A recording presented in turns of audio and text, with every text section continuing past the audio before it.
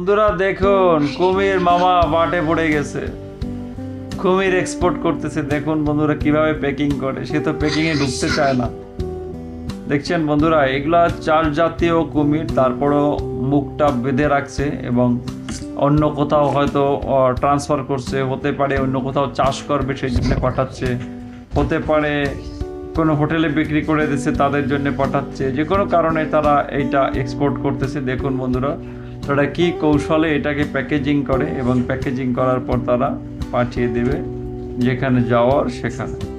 অর্থাৎ বন্ধুরা, একটা কুমির প্যাকেটজাত করা হচ্ছে, এটাকে পাঠিয়ে দেওয়া হবে তার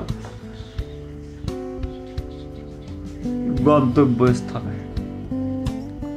আমি বুঝলাম না, তাহলে এত যে ওরা করতেছে, টাইট করতেছে, তাহলে কুমিরটা শ্বাস করবে কোথা দিয়ে? ও আচ্ছা বন্ধুরা, দেখুন কিছু কিছু হোল করে দিচ্ছে, দেখছেন, যাতে করে কুমিরে যে শ্বাস করবে, শ্বাস প্রশ্বাস অক্সিজেন পেতে যেন তার কোনো প্রবলেম না হয়।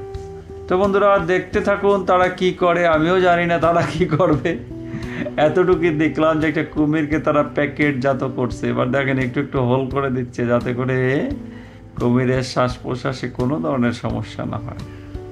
তারপরে আবার তারা একটা প্যাকেজিং এর করার জন্য দেখুন একটা ইয়ার ভিতরেও ঢুকিয়েছে, কি বলে ওটাকে, একটা পলির ভিতরে। ফাইনালি ডান, কমপ্লিট হয়েছে তাদের কাজ।